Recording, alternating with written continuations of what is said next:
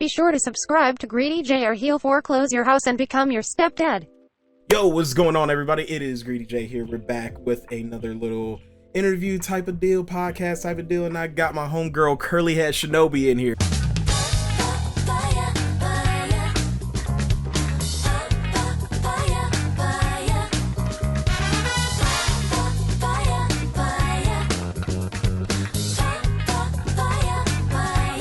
How are you doing today? Yer. How's it going? It's going good. How's your day been? How's your Thursday been? It's been good. Pretty chill. I cooked, got some stuff done. Getting ready for stream after this, so I just been chilling today. It's raining where I'm at, so it was just like a chill. I've been watching Sword Art while I was in the kitchen. Oh, everybody gonna say something about you watching Sword Art. You know everyone's gonna say something about you watching Sword Art. Why? Because I'm just now watching it? No, not because you just now watching it. It's because you're just watching it. Well, why? I mean, bro, first time? Is that why? No, you don't know the stigma about like Sword Art. People think Sword Art is bad. Oh, damn. Yeah, I hear mixed. Even before I started watching it, I heard mixed reviews about it, but I feel like it was more so. I think the third season, which is what I'm on now, Alicization? Oh, that one. Yep. Everybody like hates that one. And before I started watching it a few weeks ago, so I'm on season 3 now. I've never watched it before. I don't know why I never watched it before, but I just never got to it. But it's really up my alley because I love like isekai and fantasy anime. That's like my favorite genre. So I'm like, damn, why am I just not watching this? I enjoy it very much. Man, I've heard mixed up. Some people say Sword Art is like shit. Then some people say they don't like it. Then some people say, oh yeah, season 1 and 2 are good, but then like the Alicization, they didn't really like it. I don't know. I've heard mixed reviews, but I don't go based on what people say because, I mean, everybody has like their own opinion. Maybe you didn't like it for a reason. Yeah, that's what we like. That's what we like. Watch what you want. What you want. I like that. It, cool. I'm gonna give it a chance. I'm not too stickler either about when it comes to like anime. Like I have my favorites. I have stuff I like, and then I have my gripes about certain stuff. Like there's certain stuff about Hunter x Hunter I don't like. Sometimes I feel like it's like people hype it up way too much. But season 1 and 2 is like my favorite. Greed Island is okay, and then the Chimera Ant arc kind of threw me off a bit. But then I have people who say literally the Chimera Ant arc is their favorite arc, and I'm like, oh. Yo, so bro, I gotta dap you up on the Hunter x Hunter one because me and you have the same idea. I'm like first season, second season, those arcs, everything before or during the Phantom Troop arc, I'm like, love it. Yes. I love it. Everything before it. Yep, all of that. Great. That's so the Phantom Troop and the Spiders, that's my favorite arc in general. Because one of my favorite characters. So is Killua, but I have my gripes with Killua just because the way he's written. I feel like it's more so like, I don't feel like they wrote him and Gon as equals, even though they're best friends. It's like he really just follows after whatever Gon does. And I don't like that because I know what he's capable of and the family he comes from. So you have this kid from the Hicks who comes from a fishing island, and then you have this like born assassin, but he gets his ass beat a lot of the time because he's just following after Gon, and he just does whatever Gon does. I don't like that personally, but I mean, that's just me. Season 1 with the tower, phenomenal. Like I said, season 2 with the Spiders and the Phantom Troop, my absolute favorite. Kurapika on his vendetta, going to Killua, going to actually get the Greed Island game. That whole thing was just beautiful. And then like it gives me that hype, and then we get to Greed Island, like waiting to get to Greed Island, and I feel like to me it was a letdown. Because I'm like, we get there and I'm expecting all these great things. The only amazing scene I really like is when they're playing volleyball or dodgeball. Oh yeah, no, that one I remember seeing that scene. But that's the iconic scene. That's it. Like everything else they do in there is like. The thing that threw me off was just seeing Hisoka in there, and I was just like, what is Hisoka doing here? Is anywhere going to Killua is? Him and his bungee gum gonna be there. Somebody called the cops. Someone called parental service. Something. Where are you? Should not be around. He should not be in a 20-yard radius of children. He really shouldn't. It is so unsafe for them. And I'm like, we just let this shit happen. Look how he talks in public. Oh, go. My bungee gum. I'm like, oh my god, what are we talking about? Then it's like, Talking what are we about? talking about? I'm like, get this man out of here. I like Hisoka though. Besides his little fetishes. Like as a character, he's pretty fucking OP. Oh yeah. I'm not one of those people. I know there's people who like when it comes to Hisoka, you know how we all have. Oh yeah, no, they simping over our him. our wafus and our husband. Yeah, he's not that for me. He's as a character. If we put that aside, I think he's pretty OP. But other than that, it's like nah. I look at him like, oh, he's so hot. Like, nah, we can't. I can't. Hey man, I try to tell people. Weird. I try to tell some of my female friends because they're like, "Oh my god, he's so hot." Like I'm like, do you realize like this man gets off on the idea of probably getting his ass beat by a child? Right. What kind of fetish? What kind of sick fetish is that? That I can't get past that. I'm sorry. Like now, I will say some of the fan art that is drawn of him really over sexualizes him. I'm like, okay, I can see that. But when I look at him and I can't put past in my head the faces he makes when he discusses going to Killua, it's like, okay, yeah, there it goes. Yep. And it was there for a second, and it's out the window. Like the fan art is what gets it, because I've seen a lot of fan art where he's drawn very sexy like, but I'm like, but it's still Hisoka. I can't. He's so out of can't. pocket. Yeah, he's way out of pocket too much. He's too far gone. I can't. Now Crollo's a different story. Yes, sir. We're gonna that guy. We'll definitely have to get into that when we get talking for him. Well, as we can see, you got a huge love for anime. Like I can definitely tell just from hearing from all of that. So, and I've seen the main way that I found out about you was actually through like TikTok, through cosplays, and then I checked out your Instagram. And I was like, cause like the weird thing, I was like, looked at your numbers and I was just like, why doesn't she have bigger numbers on TikTok? And then I see her Instagram, I'm like, oh, I'm like, that's why. I was like, okay, makes sense. She doing bigger things on here. I was like, okay. So I had to just follow your shit, and then just your pictures, everything was just solid from like gear that you get from like Otaku Academy and everywhere to just the cosplays. But the main thing I want to ask you is what got you into cosplay, because your cosplays are solid. I think your 02 cosplay was the main one that really had me just looking at you going like, hey yo, I'm like, this girl got something going on. I don't know what it is, but she got something going on. I appreciate it. I actually want to redo my 02 because I was like, I think summer last year, and I was still learning how to do like makeup and stuff like that. So I feel like where I am now, a year later, I feel like there's certain cosplays I want to redo because I know I can do better at it now. I've like learned, through my experiences of doing more cosplays. But really, it was just I started cosplay technically in 2019. So I graduated college in 2019, and the same month I graduated, I went to my first convention. My friends convinced me to go, and I was like, no. I was like super nervous, and I was like, I don't know if I'm ready. And I was like, just come on, it's fine, you'll like it. Like they know me, so they knew I would like it, but I've never been, so I was afraid of something new. So and that was MomoCon. So I went to MomoCon. We all dressed like a group of Akatsuki, like all of us, black nerds, just all dressed in Akatsuki. It was like 7 or 8 of them. We went 8 deep. And the reaction we got from people was just astounding. It was overwhelming, but in a great way, because like nobody expected that. Like we rolled up 8 deep, all in Akatsuki, all black, and it was like, what the fuck? So we kept getting stopped to take photos. This was new to me. I'm like, here I am, a nobody. Like, I'm a regular schmegular civilian. People stopped taking photos. I was nervous. But being in that environment and just being around so many like-minded people who are all here for the same reasons, because we like certain fandoms, anime, gaming, comics, whatever you're into, it was amazing. And I fell in love with the atmosphere when I got to MomoCon. And I was like, it was like in that moment I knew this is what I wanted to do. Like even though I had just graduated college, I was about to start my internship, I was going into marketing, and I was just like, no, can I see myself sitting in a cubicle 9 to 5? No, I want to do this.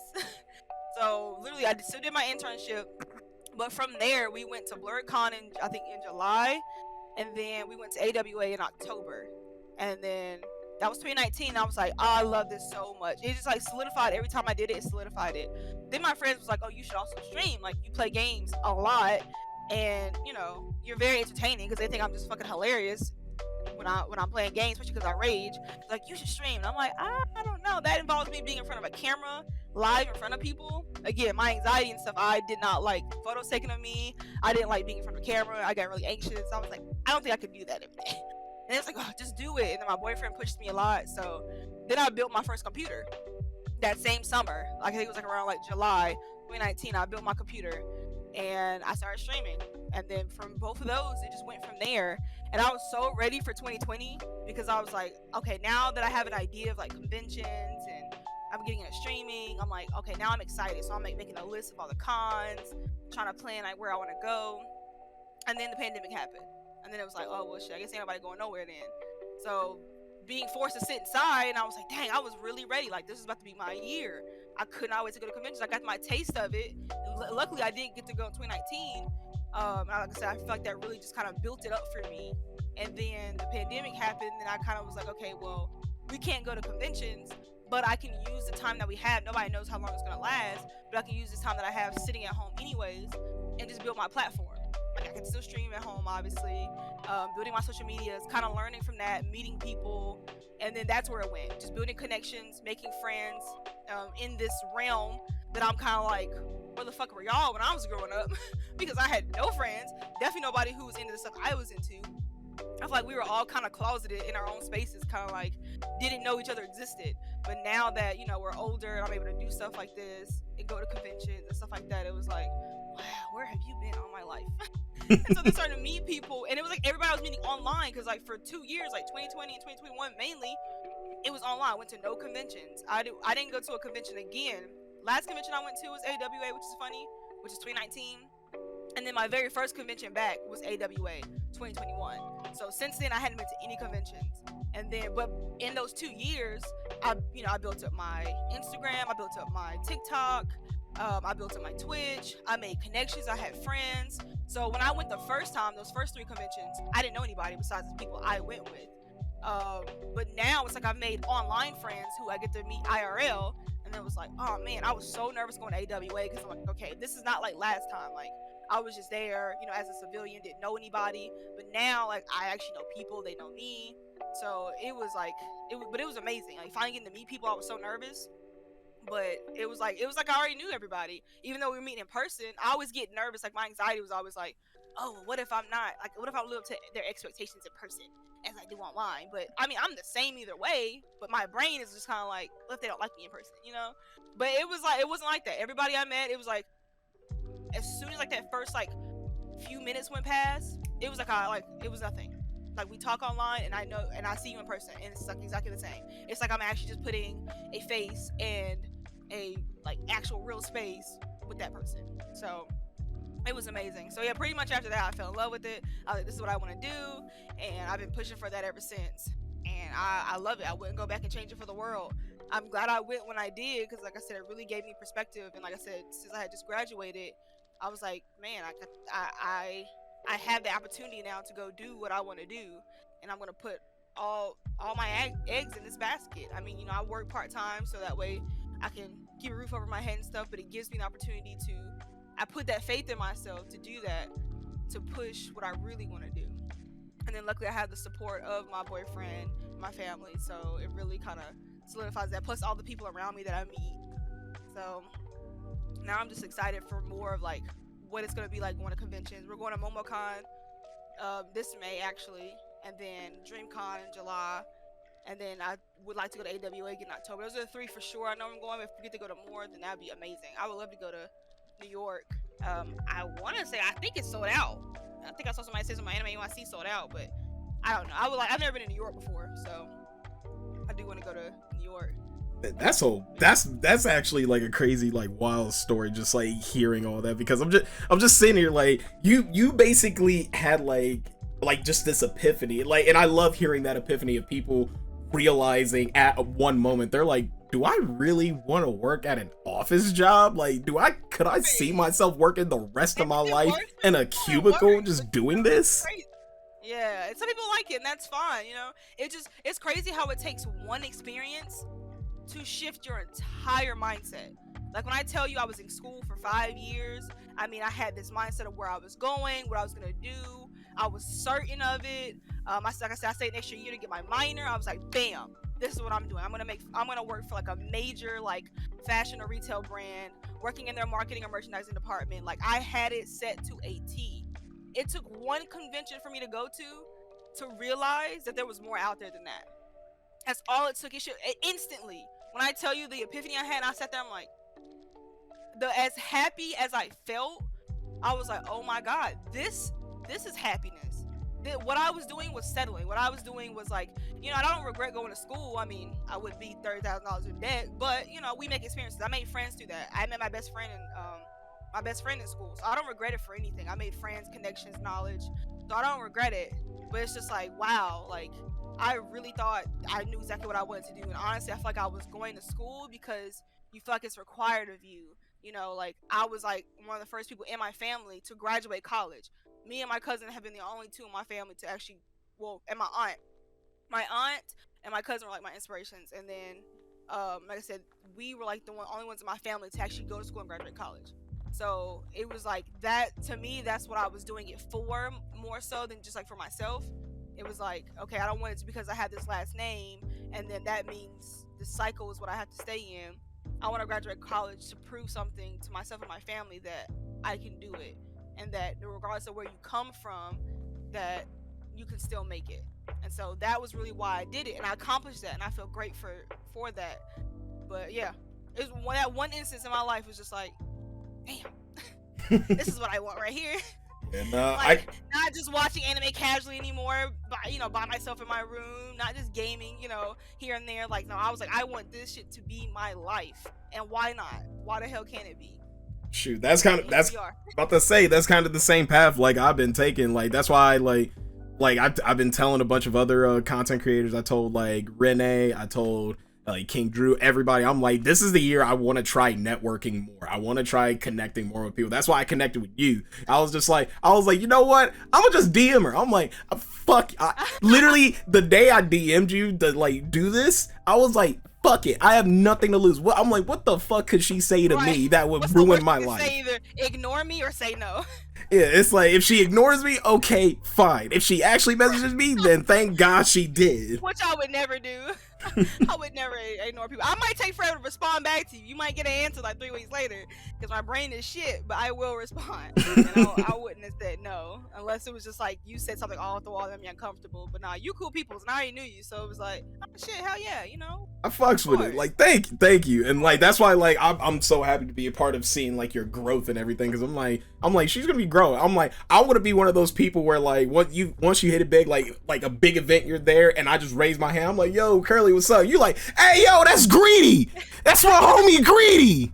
Hey, Greedy, what's up? Yeah, like that's the kind of shit like I want to do. That's why I like do this kind of stuff. Like I'm trying to contact so many people and like just get to know like all these content creators, because like I guarantee you a lot of people want to know more about you than like most people like let on. Like some people will go like, oh man, I know Curly. It's like, do you know Curly or do you really know Curly? Do you know me? I don't know. Exactly.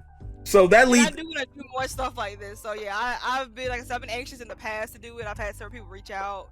I've done like a couple like podcast interview stuff, but like I said, I was always nervous and anxious, and I'm just kind of like, yo, who the fuck am I? Like, who the fuck cares about what I gotta say? Hey, I care. That was always my mindset, but I appreciate it. Apparently a lot of people do. So I was like, you know what? Let me stop. Let me get out my own head. Like, even if you don't care, shit, you gonna hear it today, damn it. There you go. I'm someone, alright? My journey it matters. And I think this will. Hard to get here.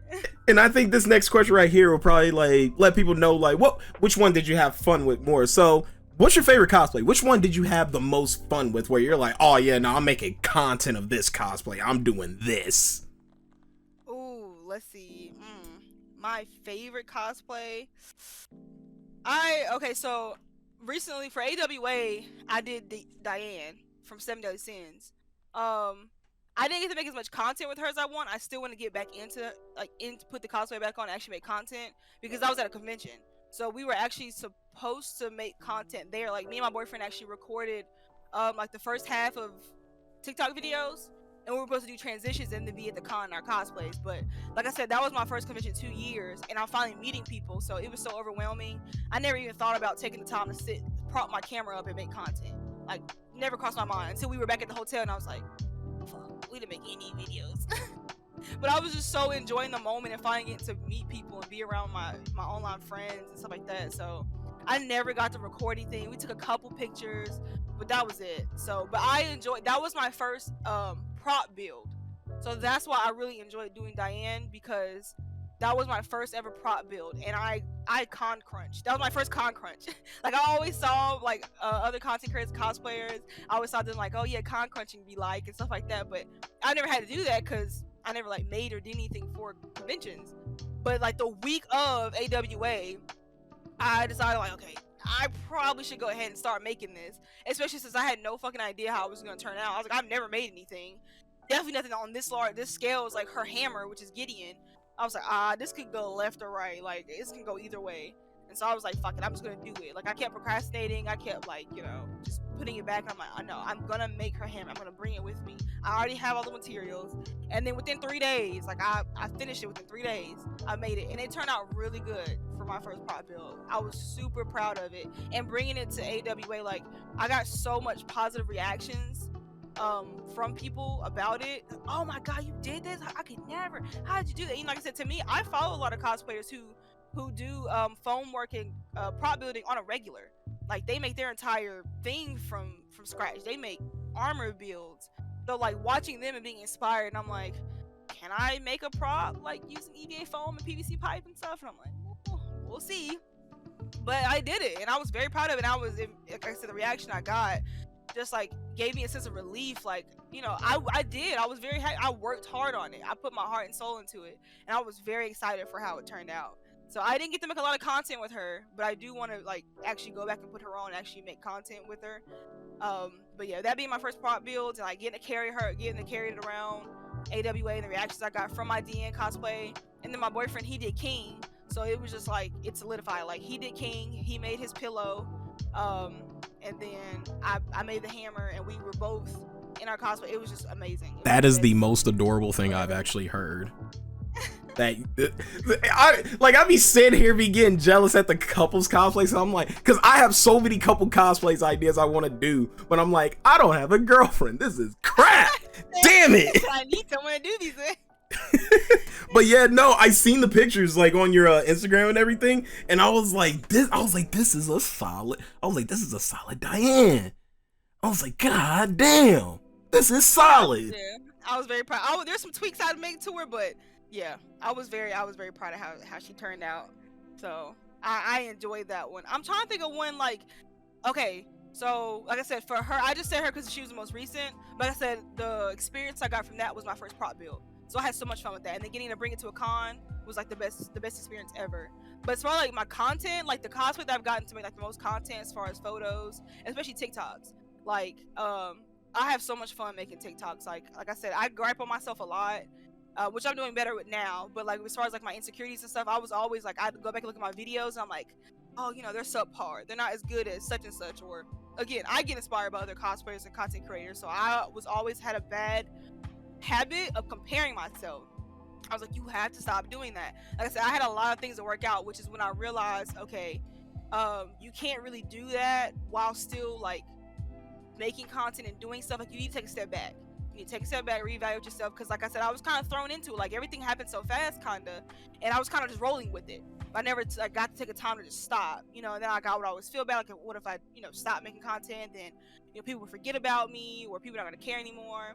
So I had to really take some soul searching and be like, okay, look, take a step back, remember why you started doing this in the first place, find yourself, work on your mental, work through stuff in your head. Like, why do you think this way? Why are you so insecure? Why are you always doubting yourself?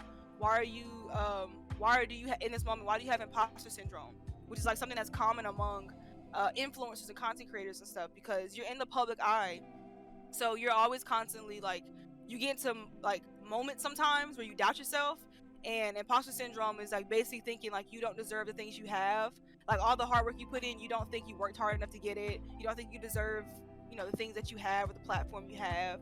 You never think your stuff is good enough. You always like look at yourself as if you're an imposter, you're fake, like, oh, people think I'm this amazing person, but I'm really not.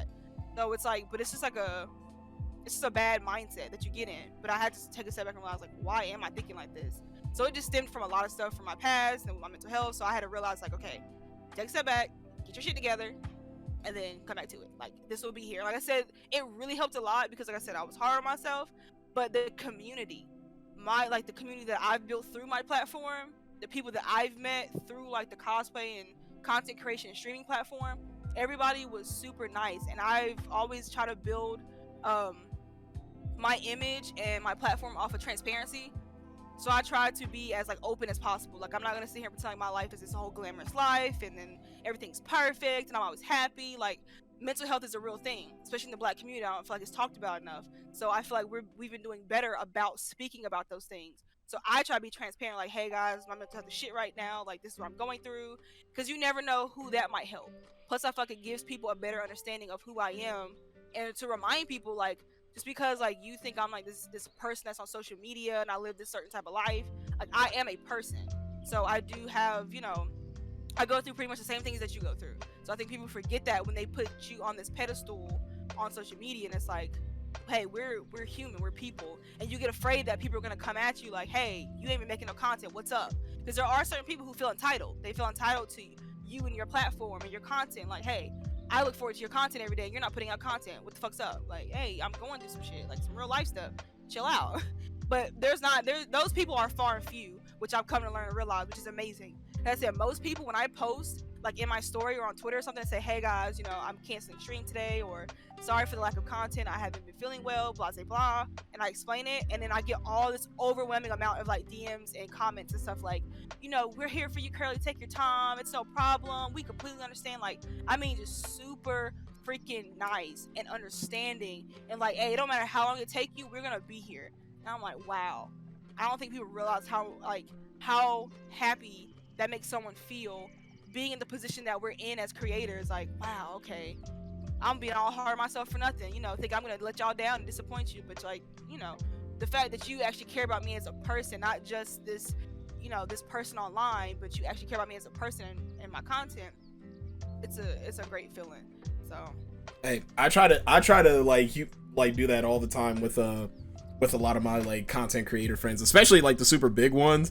Like I've started doing this, and like I need to start doing this with you, where I just like randomly just message people, and I just go like, yo, how are you doing? How are you feeling? And like I've legit had positive feedback from like a lot of people about that. Like I've had like some of the content creator friends just go and message me back, and they're like, bro, thank you for messaging me. Like they're like, man, I'm going through it. Like, thank you for checking in on me. And I'm just like, I gotta remember, these people legit like are just me. They just have a huge platform. That's all it is.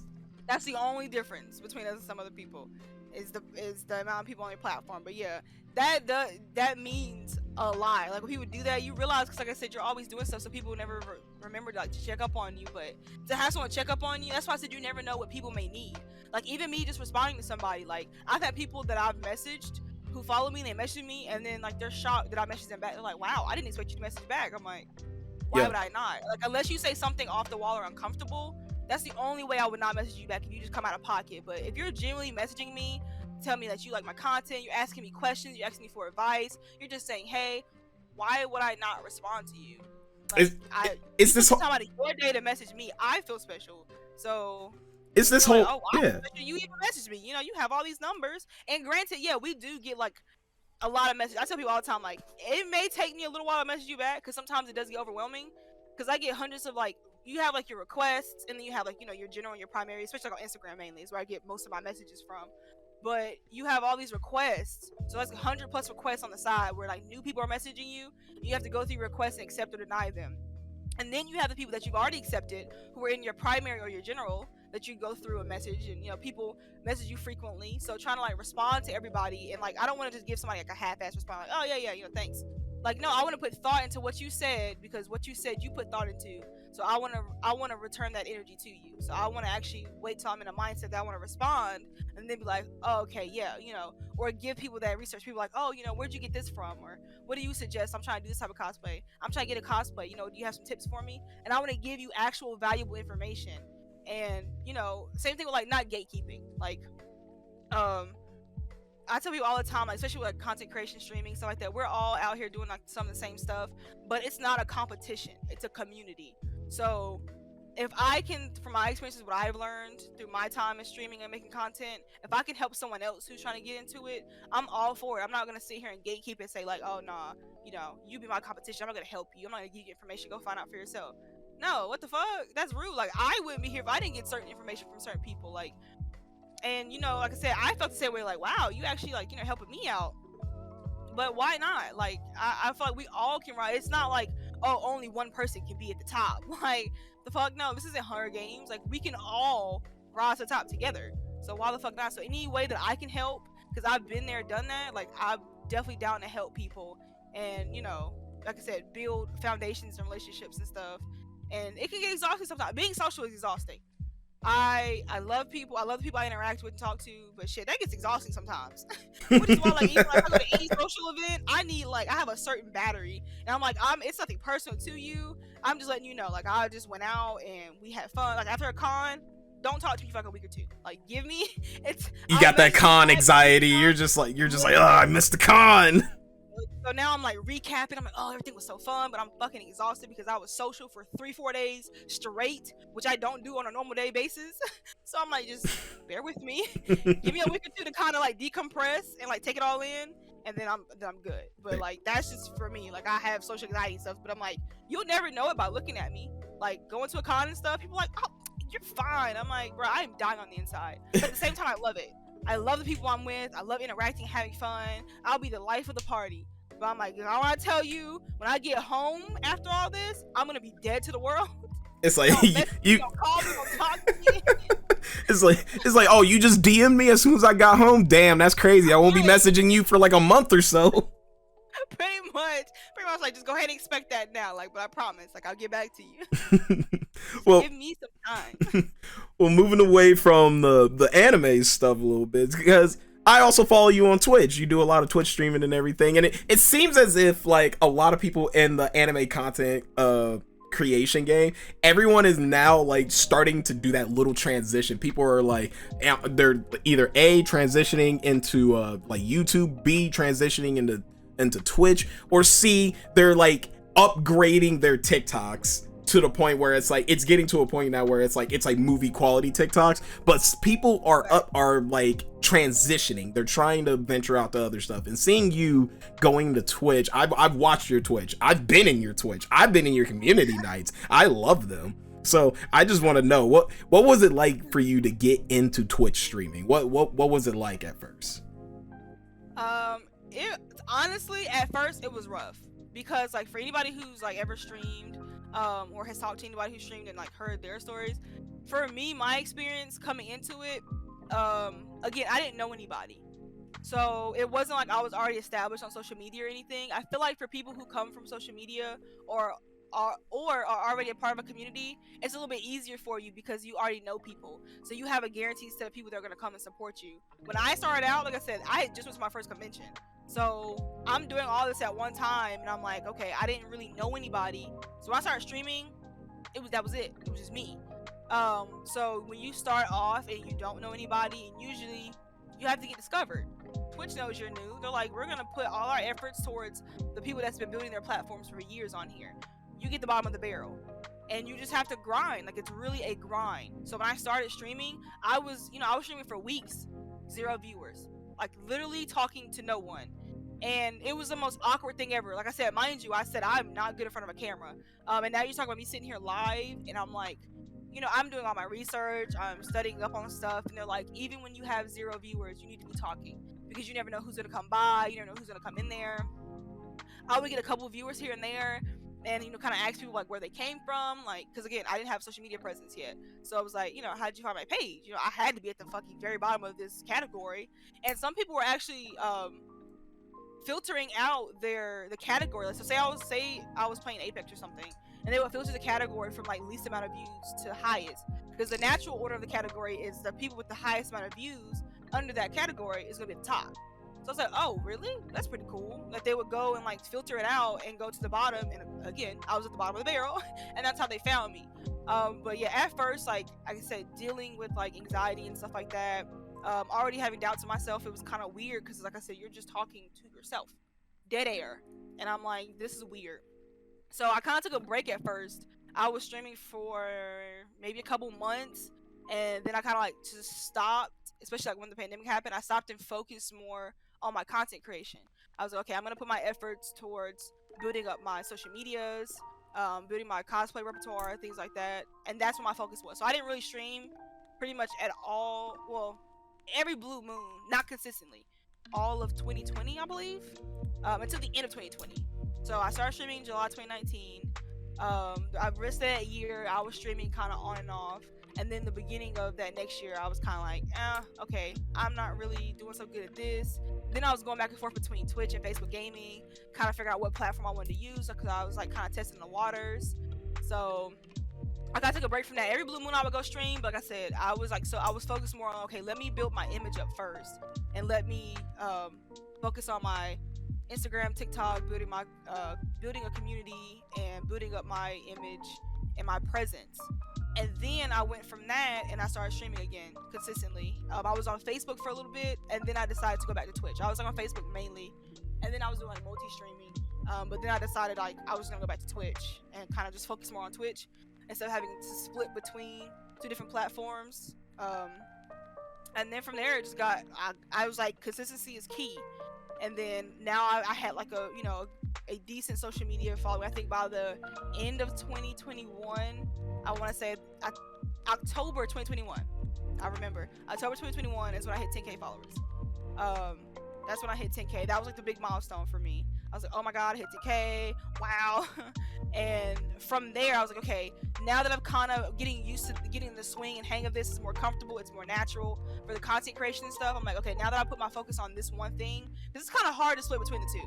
Like doing a live, I tell people, like I keep saying I'm going to go live more on Instagram, and I am trying, but when you're trying to balance like life, like I said, I do still work, so between work, a relationship, family, making time for yourself, because self-care is very important, nurturing my mental health, that shit's a lot. And then you want to be on multiple platforms, so you can kind of do some of the similar stuff on Instagram and TikTok, but you want to switch it up a little bit. Then of course you post pictures on Instagram too, and then managing Twitch, and then people who are also into YouTube, which I would like to one day. Like I said, that again, all these platforms, you have to really know like their algorithms and how it works, and tune your content to that stuff. So I was like, I put more of my effort instead of trying to split myself up between learning Twitch and learning social media. I was like, okay, I'm gonna put majority of my efforts towards content creation. Did that, and then okay, I hit my milestone, I hit 10K. I was like, okay, now I can back a little bit because I've kind of got like my image on here a little bit. I'm getting the swing of it. I was in a momentum. Okay, let me get back to streaming now. Like, let me put my efforts and be consistent. If I want to see the results that I want, I know I have to be consistent.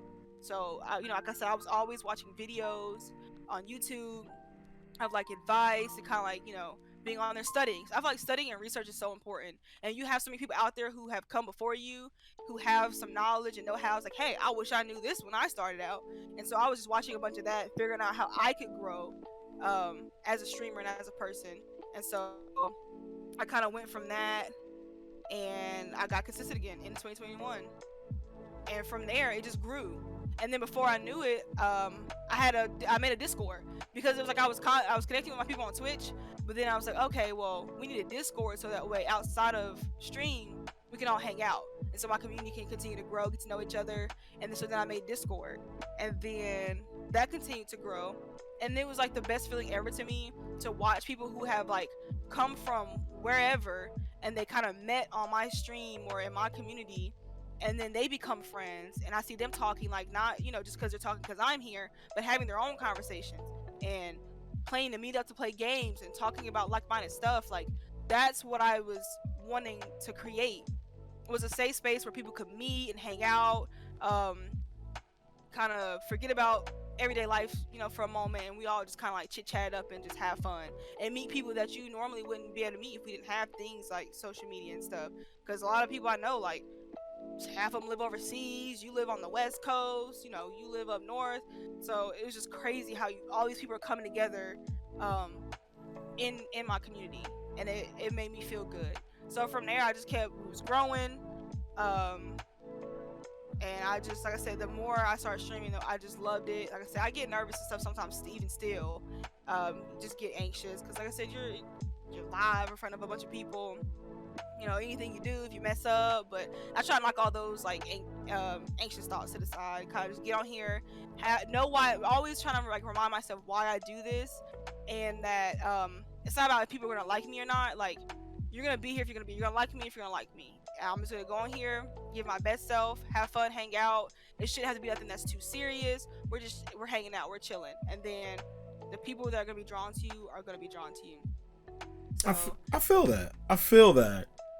Oh my, because just like just listening, I'm like right now in my head, like taking all of this in, and I'm just sitting here just like, Curly, like you really like grinded your ass off, like it's crazy like hearing how like everybody's like stories and stuff, and then you like, this is why I always like try my hardest not to listen to people who like complain or like anything like that when they're trying to get into content creation, because they're like, oh, how come people are watching this person over me, and all this stuff. And I've told people this thousands and thousands and thousands of times. I'm like, you think this shit's easy? This is not easy. Do you realize that content creation, streaming, all this shit, it's a 24/7 job. We're always working. We're working when we're even asleep. Listen, having dreams about the next content video you're gonna make, like, it is a constant hustle. And I have watched somebody make a video actually talking about that, and I'm like, people don't understand, like, it's not just trading a 9 to 5 for like this cushy, self-owned, you're just making content videos. Like, how hard can it be? Like, no, you're literally trading a 9 to 5 for a 24/7. You're constantly thinking about content. You have to stay up. Most of your stuff comes from if people watch you or not, if people support you or not, if your numbers do good. You have to constantly be building yourself and branding yourself, because a lot of your money is going to come from sponsorships, brand deals. If you're streaming, it's going to come from like, getting subs and donations. Like, this is where most of your stuff comes from. So you have to constantly be building yourself and growing. You don't want to get left behind. You stop for a moment, like, that could affect you drastically. But I mean, that's not to say don't take breaks, but you have to like have some type of momentum. You have to know what you're doing and like be established in a certain way and be able to come back and bounce back like that, because like it's constantly rolling. New trends are constantly coming out, changing, like new games are coming out. So, like, you have to, it's like all about relevancy. And like I said, just building a strong enough community that's gonna be there for you regardless. If you do some get famous quick scheme or something like that, or you're just kind of more focused on just your numbers, like, you're not gonna build a consistent community. Yeah, maybe you got 100,000 followers on Instagram, but how many of those actually know you or engage with you on a daily basis? Yep. You don't respond to your DMs. You don't respond to your comments. You don't talk to these people. So it's like, what community are you actually building? Yeah, they follow you. They might have seen one of your videos on their For You page or the Discover page. I'm like, oh, click, double tap, I'll follow. But has people, like, that's what they do. A lot of people just scroll on. Some people are, consumers only, and then some people like consume and make content. So it's like, for those, it's like, I might have followed you, bro, I ain't seen your video since then. Like, because that's just what they do. That's what social media is like. So you understand, it's a constant thing. Like I said, then you get in this realm, building connections, worrying about imposter syndrome, making sure that you don't lose yourself in this, because then there's people who are going to want you to do stuff you don't want to do. You have to stay true to yourself, and then like I said, not get lost in the sauce. Like, the social media and streamer influence world, it can get crazy. Like, you make a lot of great connections, meet a lot of dope people. Like I said, it's a constant thing. Like, especially if you're doing everything yourself. Like, there's no set job. Okay, you come in at 9, you leave at 5, you get your paycheck every 2 weeks on Friday. Like, no, it's not that. Like, you have to it's a new hustle. Like, it's a new grind and hustle. Like, it's really what it is. You're grinding, and it's not meant for everybody. It's not meant for everybody. It's not. And I tell people that all the time. Like, you have to have some form of mental fortitude to be able to do stuff like this. You have to take criticism. I say even positive stuff is overwhelming. Like, for me, I get overwhelmed. I get a lot of positivity, and I'm grateful for that. But it's still overwhelming because you have so many people messaging you and talking to you, and like, like they know you, and they're like, "Oh, you're so great. You're this." I'm like, I don't even take compliments sometimes. But it's like, wow, this is okay. And sometimes people around you just yelling at you. Yeah, and sometimes you gotta get people to calm the fuck down, because like I've had somebody talk to me about it, because people think that they know you, but they really don't. And it's just like, you gotta realize, you only know what I put on the internet. You don't know me. You don't know me personally. Right, you never even met me before. Not to say that we can't be friends or have, some type of connection, at least. Some type of connection, yeah. But it's like, at the end of the day, you don't know me. Like I said, certain people, you have people who, because they think they know you, because you put your business out there on social media, the business that you choose to put out there, they think they know you personally. Like, oh, I know you. Yeah, you're CurlyHeadShinobi. It's like, I mean, yeah, you know CurlyHeadShinobi on social media, but that doesn't make you entitled, or that you actually know all of me. Like, I'm pretty transparent on social media. I don't put on like a persona or nothing. I mean, obviously when I'm just chilling and I'm not on social media, I mean, I'm just chilling. But for the most part, I'm always just chilling. I might be bubbly. I'm going to be a little bit more active because that's what I'm there for on social media. I'm there more active. But like I said, at the same time, you know what I put out there. I'm not going to put all my business out there. But like I said, I do practice transparency so that way people know. You never forget that we are human. Like I said, I talk about my mental health a lot. We have like real conversations about maybe some things that's going on in the world. We mainly do that on like just chatting on Twitch. And most times we do that in Discord. Like that's why like Discord is like, that's more personal. Like, you know, I will do stuff on stream and on Instagram and TikTok, but if you come in my Discord and you come in for like anime nights or we're like chilling in the voice chat, like that's really when we get to like all talk and get to know each other on a more personal level. So if you've never been in Discord and like actually got to sit with me outside of me streaming or making content, like that's when, okay, you know me a little bit more than some people could say. But I say at the end of the day, like I said, you have certain people who feel entitled to you where it's like, oh, I know you. So like, for instance, if I meet you in person and, you know, I meet you at a convention or something, cool.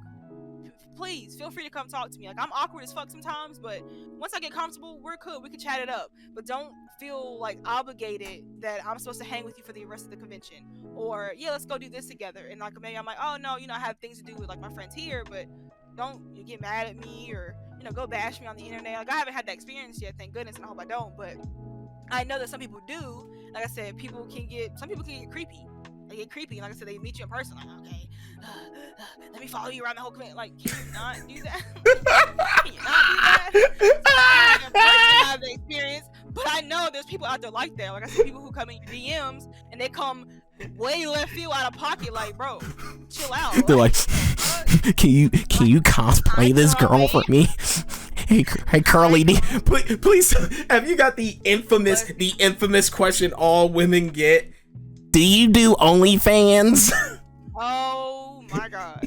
More times than I would like to fucking admit. I just had a conversation with a fellow content creator the other day. Me and her were talking because she made a post about it on her Instagram. And I was like, bro, why do people do this?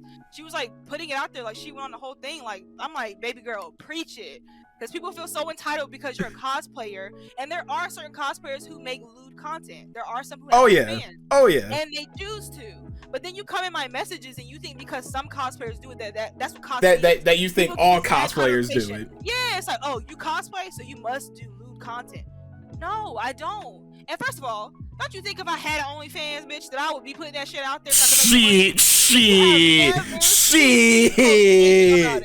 Why would you come ask me if I do? I'm hiding it for a secret. All the people. How you make your coin? all the people I know that I asked this question to, all of them said like, it's the same reaction that you had, where it's like, motherfucker, I would have been making money right now if I was doing OnlyFans. Well, like, right. you think I'm this stupid? Every day. Like, I know that like a chunk of y'all would come if I did, but I'm like, if you never see me post about it, why would you come ask me if I make OnlyFans? Like, it's a disrespectful. People feel entitled, like they want you to like send them weird stuff, or that. So they say out of pocket. Some of them say out of pocket stuff in comments. Like the DMs is always just like, okay, I feel like your DMs is just filled with like people who just go like, you sell pics, you do this, listen, you do that.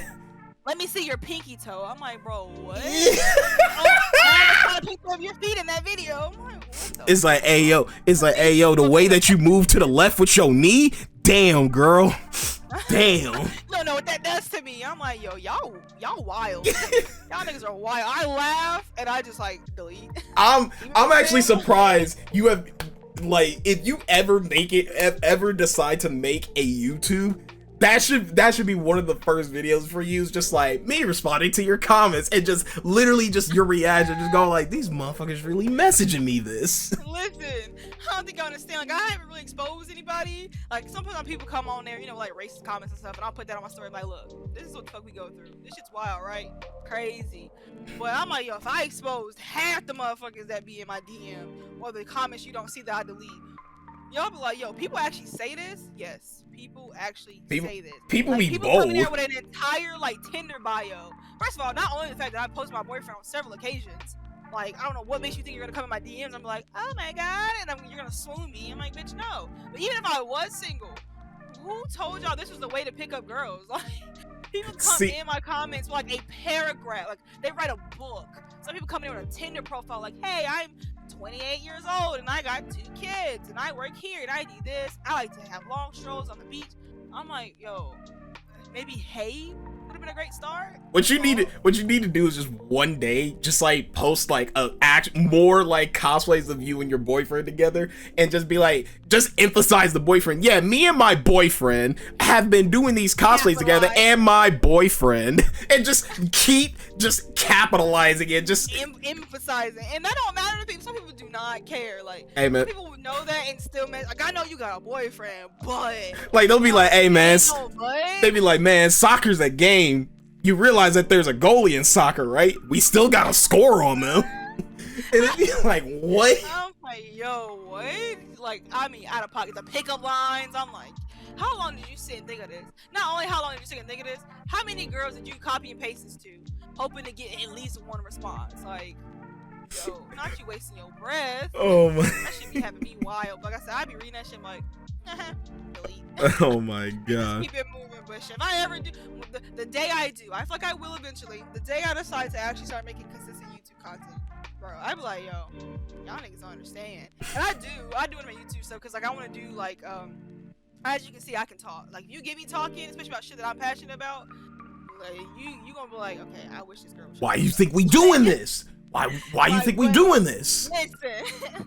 So if I start making YouTube content, I'm like, I would make like reaction videos. Like I could talk about animes all fucking day long. We could talk about games, gripes, debates. I mean anything. Like I could have content. I know, like, and then you listen to what the people want. Like I have ideas that I personally want to do, but then you have people who are like, I would love to see you do this. And of course, I'm only gonna do what I'm comfortable with. But I'm like, people give you ideas. Like obviously, it's for them too. Like I want to see you do one of these. Cool. If there's a popular demand for it, and I feel comfortable, I don't mind doing that. So I feel like YouTube would give the opportunity to make more videos like that.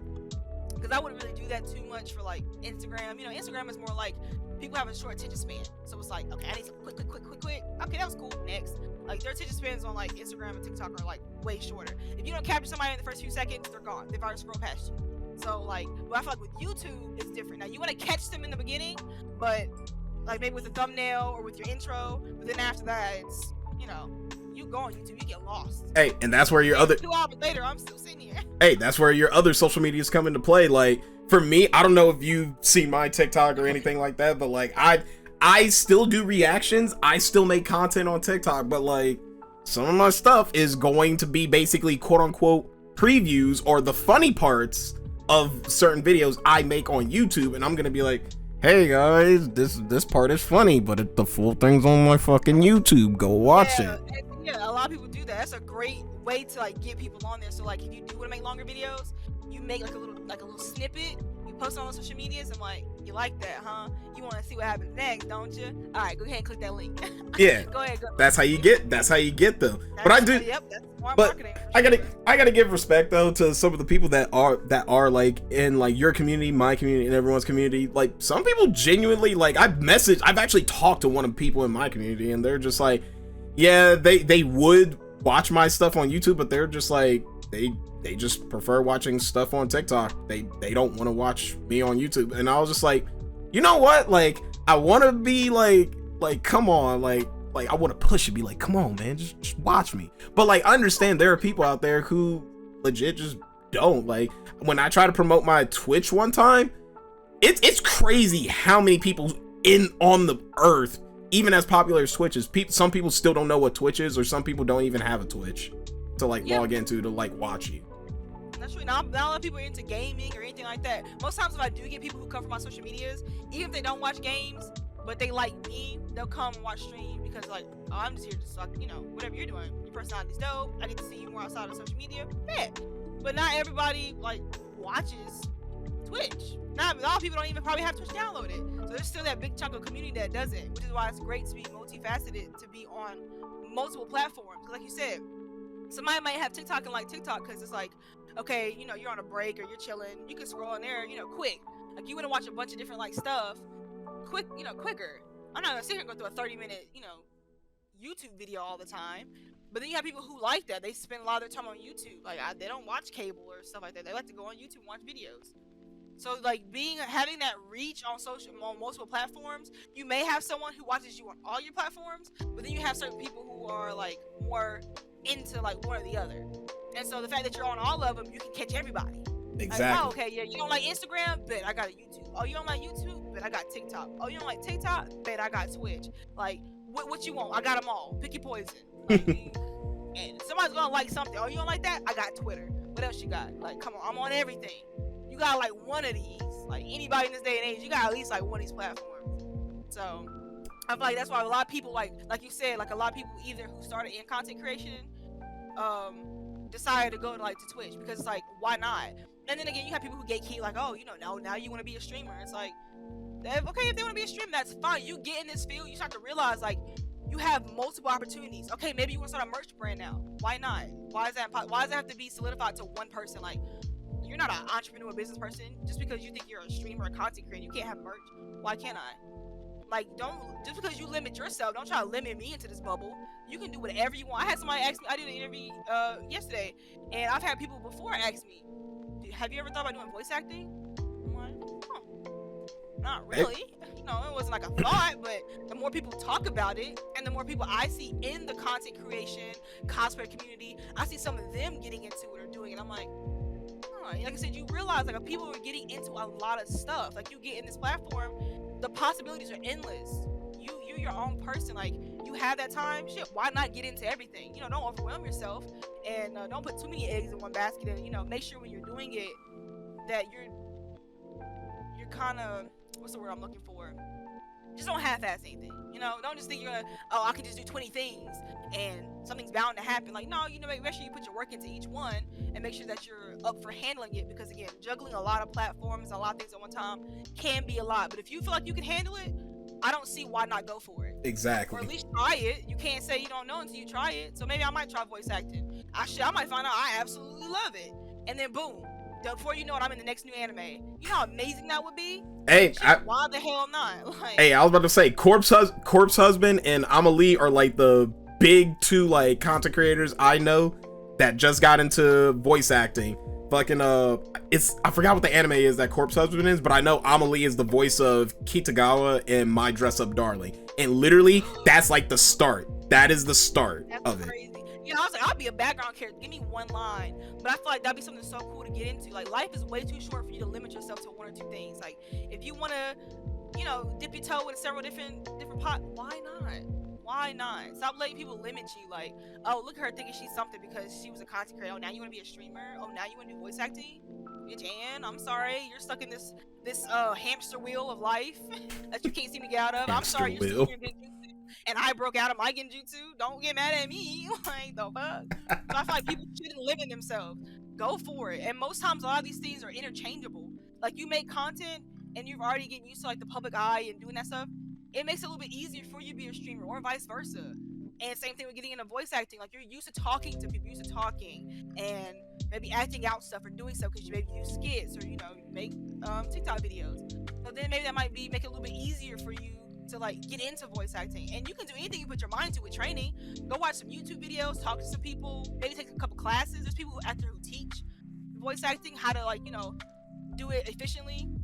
And if you put the hard work in, you could do it too. You don't have to have been doing it or went to school for it or anything like that. Literally, all it is now is, as long as you put your mind to it, bro, you can do it. Anime has taught us that several times. Any anime you watch has taught us that several times. Naruto has told you that on multiple occasions. But you want to do it, you go fucking do it, regardless of where you came from, what people think of you. If you want to do that shit, you do it, and you do it to completion. Exactly. So, and if you don't like it anymore, then don't do it. Like, not to say you started, it's like, oh, now you gotta finish it. If you started and you're like, okay, I tried it, but I didn't really like it, cool. But you can say that you did it. There's a lot of people who, you know, you don't have any regrets. You can't go back and be like, dang, what if I would have did that? You did. You tried it. You didn't like it. Cool. Now you know. Keep it moving, you know? So I think that's just something that's so cool about, like, kind of what we do now in life with content creation stuff, but anything. Like, you know, we have gig work now. So, like, people don't have to, like I said, you don't have to have a traditional job where you go in and, you know, you clock in, you clock out. But with gig work, like doing DoorDash or Instacart, stuff like that, like, you can literally set your own schedule. Uber, Lyft, and then there's like plenty more. So many coming out with the concept like that. Oh yeah, no, Start and talk whatever you want. Your money is up to you. I was about to say like. I want to say, like, I started just doing a little bit of Grubhub delivery driving here because I'm like, man, because theoretically I work 2 jobs now, and I'm just like, I gotta make up money and stuff. Like, some people out there, they can like take a day out and they're doing all this crazy stuff, but for me, like, I'm always just like working, like, just to like save up money and stuff. That's why, like, for me, when it comes down to content creation, I love doing it, but there are some days where like I can't like push out as much content as I want to. So I'm just like, I'd rather push out quality over quantity and then just be like, boom, here's a quality one that should hold you over for like a couple days until I can actually make some more. Exactly, facts. That's exactly what you mean. You shouldn't be so focused on like, oh, I have to drop a piece of content every day. If you can do that, my God, kudos to you.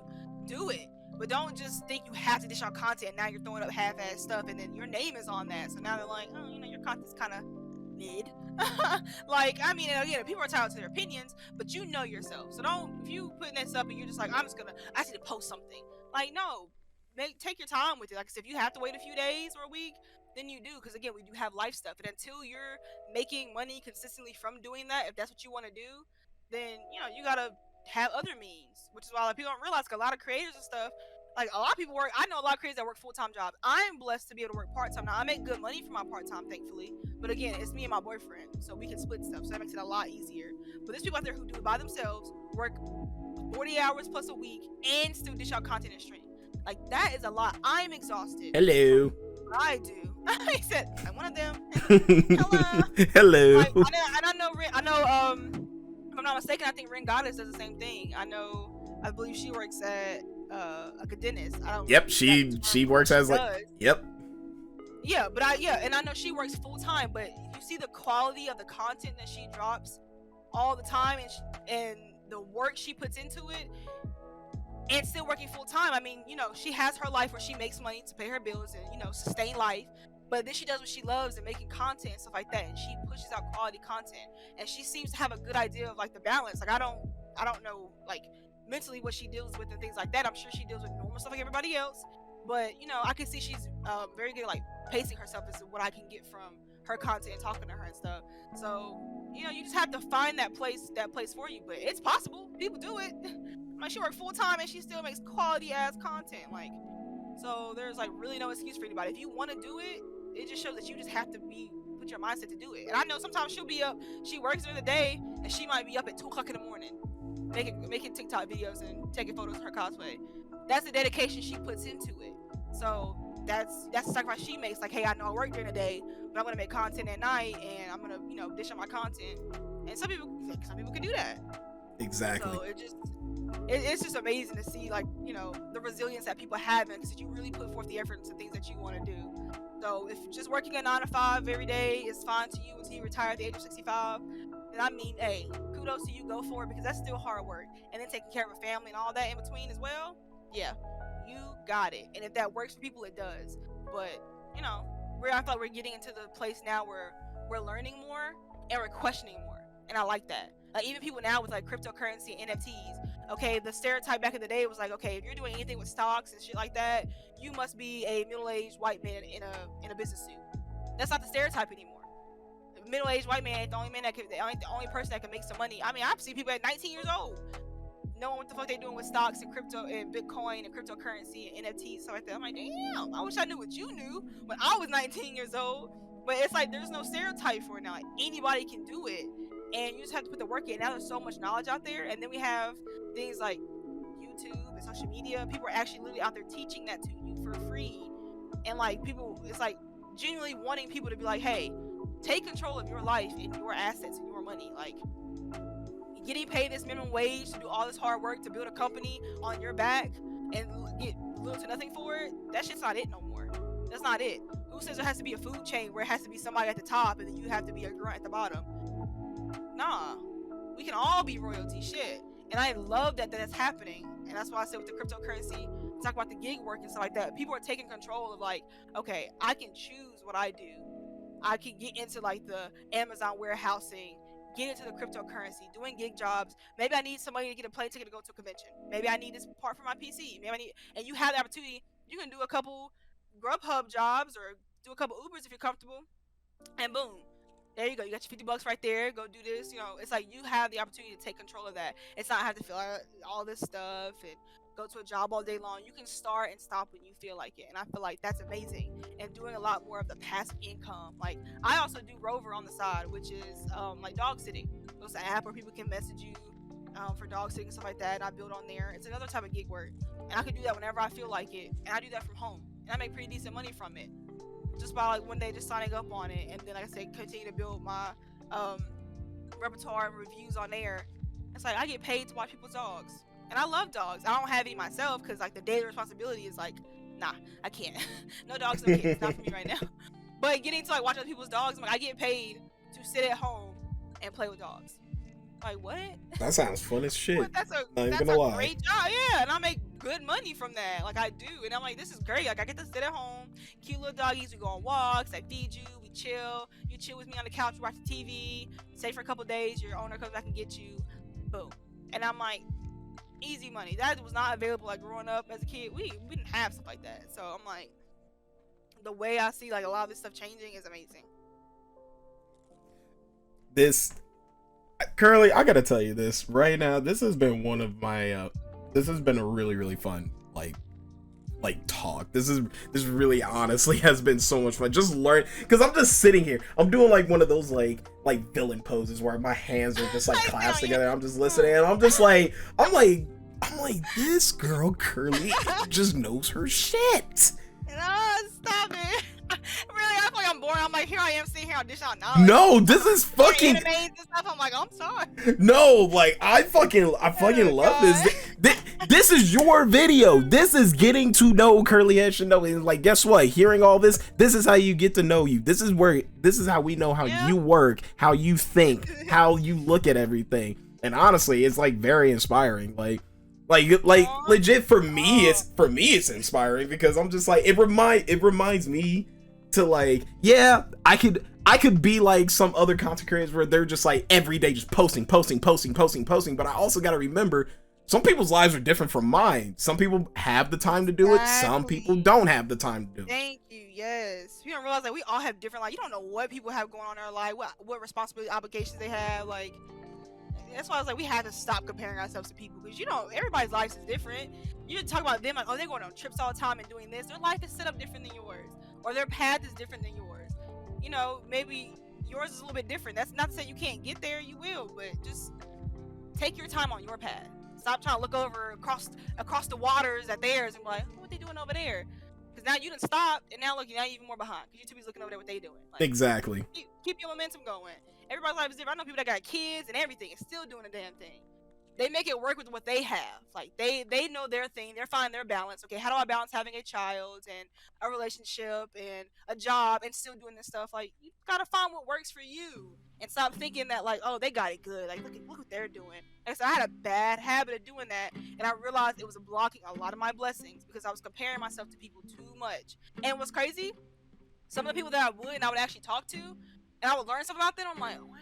See, I am assuming this, that, and third. I'm like, oh, it must be nice. You can do this, and oh, I wish I could do this. And they're like, man, I struggle a lot. And I look at other people, and I'm like, you know, I get insecure. I'm like, really? Because I would look at your content and think that. I mean, your stuff is amazing. They're like, what? Thank you. Like, oh nah, I take 1,000 photos and I post 2 of them, and then I feel shitty about those. I'm like, no way. No, I couldn't tell. Like, nah, Curly, let me tell you. When I talked to Renee, when I did a interview with her on my channel, let me tell you. She straight up like told me like, motherfucker, like talk to me if you want to. She was like, just fucking message me. Like, we follow each other like almost on all social media stuff, and I always fucking clown with her all the time. I clowned her on fucking Twitter one time. I was like, Rita, you're a fucking head ass, and she's like, don't call me a head ass. And I'm just like, wow, I actually have a genuine friendship with one of the top creators in anime TikTok. And I'm just having a casual conversation with them. I'm like, man, I need to do this shit more with like other content creators. Like I said again, I want to do more shit like this with you, with everybody else, and like I just need to network more with y'all. I just need to. Facts. We're all people, man. We all out here doing. No matter how big your numbers are, people focus on that too much. Like, I don't. And the same thing. Like, I don't care if somebody has oh, you got 500 followers on Instagram, I can't talk to you. Nigga, what? No, I'm not judging you on the number you have. I'm judging you on the genuine connection and conversations that we can have. And I don't care about your numbers. I'm not gonna not respond to you because you're not big enough for me. What? No. Now, I'm not gonna lie to you. I get nervous. I do still get nervous. Like when I talk to other creators who have more numbers than me, I get nervous because I'm like, oh God, you know, like she's got 80,000. I only got 30,000. I'm like, she's like way past me, and I know she's out here doing all this stuff. But like I said, you literally just sit and talk to people, and you have genuine conversations, and you realize these people are cool as shit. And like I said, we're all just people. Either you click with people or you don't. But regardless, it's like most people, like I said, we're all just fucking human. So regardless of what numbers they have, like yo, when you talk to me like I'm just a person. You don't have to sit here and be nervous and be sitting here like, oh God, I can't have a conversation with you. You're too up there. Like, don't put people on like these like hierarchical scales and like, nah, it's not like that. We're all just fucking people. Exactly. We do the same thing. I geek out over other content creators and stuff too. I'm like, oh my God, I love your content so much. Like when I finally meet some of them in person, we be sitting here geeking out over each other. Like, I love your content. I'm like, oh no, stop it. I love your content. You're so beautiful. You're beautiful. And it's just like, it's crazy that interaction. You see that other content creators also have with each other. It's like, bro, it's beautiful. It's great. I love it so much. But now we're gonna get to the last final part of the video. I don't know if you've seen any of my interviews and stuff that I've done with content creators on YouTube, but we do a little fun thing at the end where like it's like a like fuck, kill, marry, or like what would you rather, things like that. For you, I had this made like a while back. But okay. It's a fuck, kill, marry for anime guys. So we're gonna go through. There's like 4 series that we're gonna go through, and I'm going to ask you who you would go for. So starting with Naruto, and what this is, and just so you're comfortable, it is current. It is current. They're adults. They're not 16, 17. You're good. Okay, legal age. Cool. Legal age. So characters are. It's basic, but we're gonna go with current Naruto, current Sasuke, current Rock Lee. Fuck, kill, marry.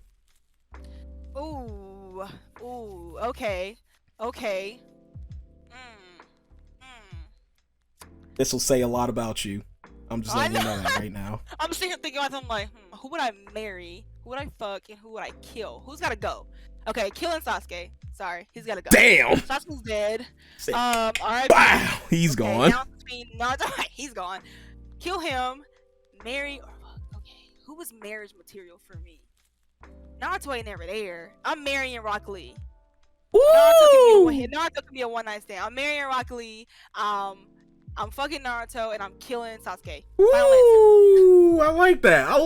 You know what? I respect that because most people probably be like, "Oh, I'm gonna marry." Nah, you said I'm marrying Rock Lee. I'm like, you know what? That man is more faithful. That man is faithful. Not saying Naruto ain't, but my man ain't never home. I can't have that. I need hugs, okay? Rock Lee can give me that. You cannot. Oh, we can God. One night stand on your night off and Hanada ain't home. Or she can come too, shit. Let's go! She said, shoot, Hinata can join in. I don't care. Listen. Fun for everybody. He got shadow clones too. Listen. Hey, yo. Hey, yo. Next series, Jujutsu Kaisen, fuck, kill, marry. We got Nanami, Gojo, and Toji Fushiguro. Okay. Fuck, kill, marry. Oh. Yeah, I gave you a tough 3-1. I gave you 3 tough ones. Hey, who was the last person you said? I got Toji Fushiguro. And then we had Nanami and Gojo. Yep. Oh God, Gojo was daddy though, but I ain't gonna lie to you. I know he a fuckboy. I know he's no good for me. Oh yeah, nah. I know he's no good for me. I can't. As much as I would love to marry him, I'm like, I know you ain't good for me, bro. But it's something about you.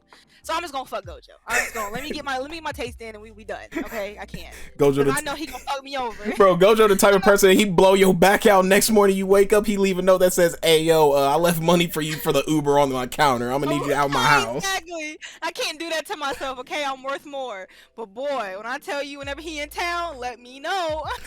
So Gojo, fuck. That's Gojo. Nanami, marry, and then yeah. Ooh, just kill Tojo? Kill yeah, kill Toji? No, I'm sorry. Yeah, because Nanami just seemed like, I don't know, he's smart.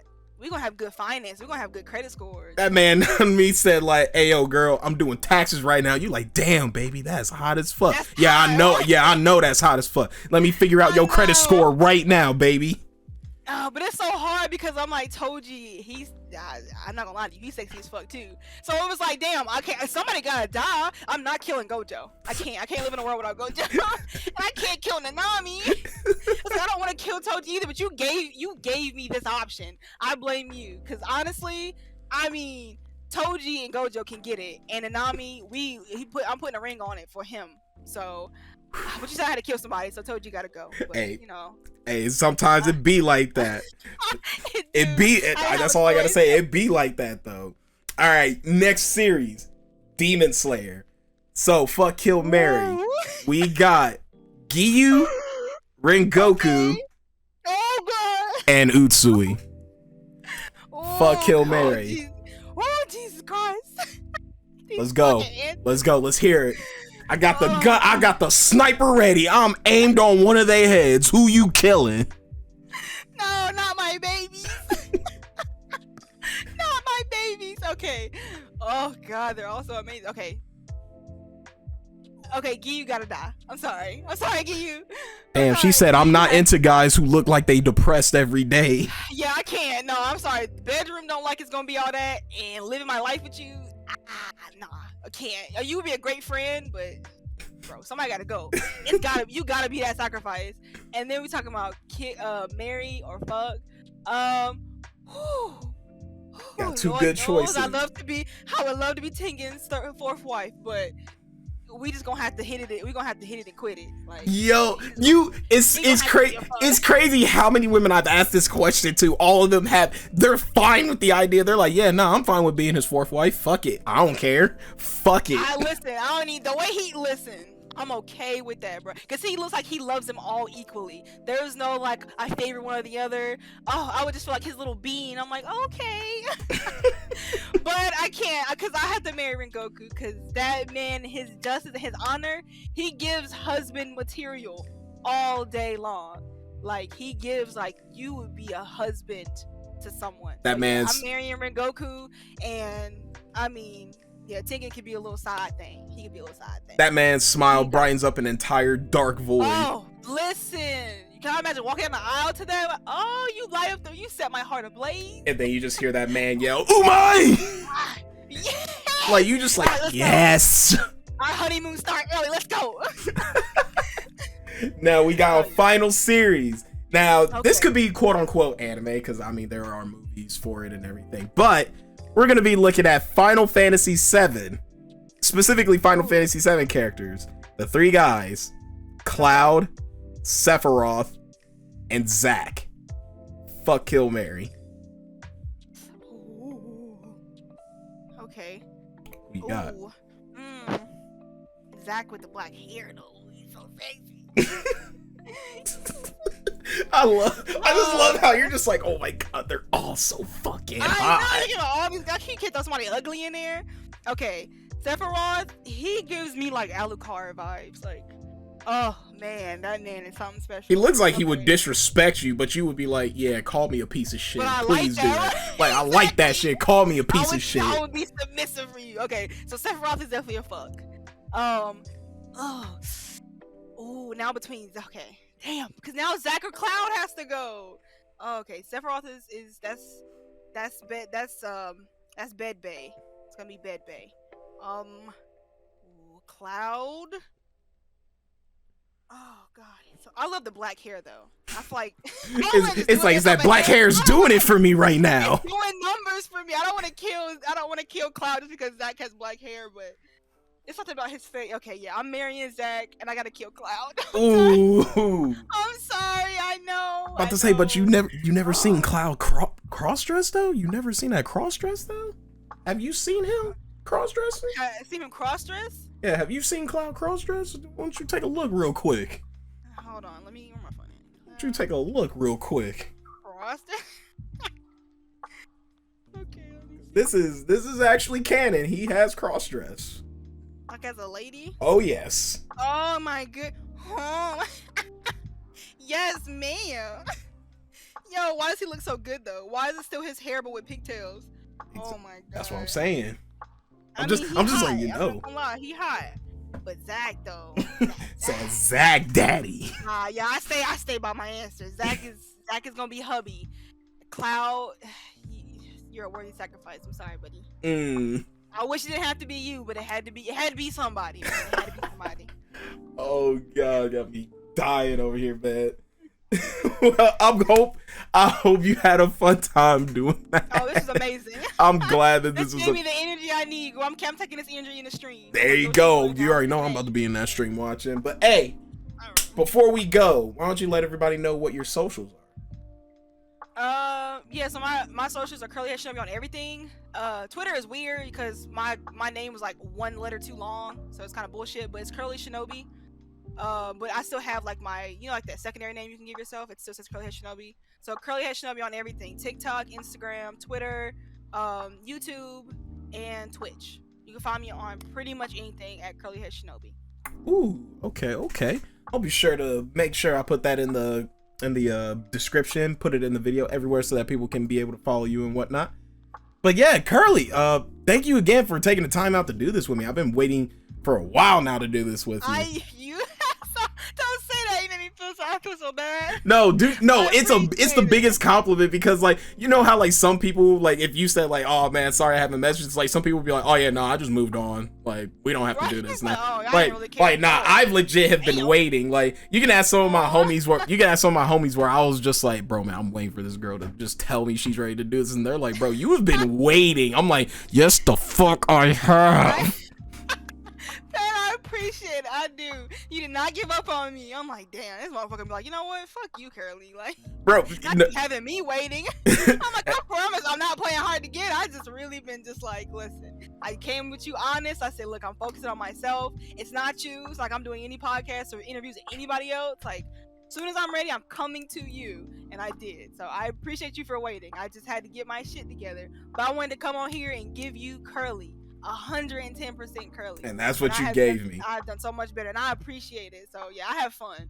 I'm glad that you have fun.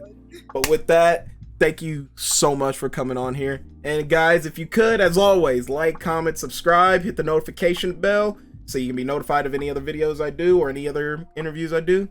You guys take care. Enjoy yourselves. Have a great day. Yeah.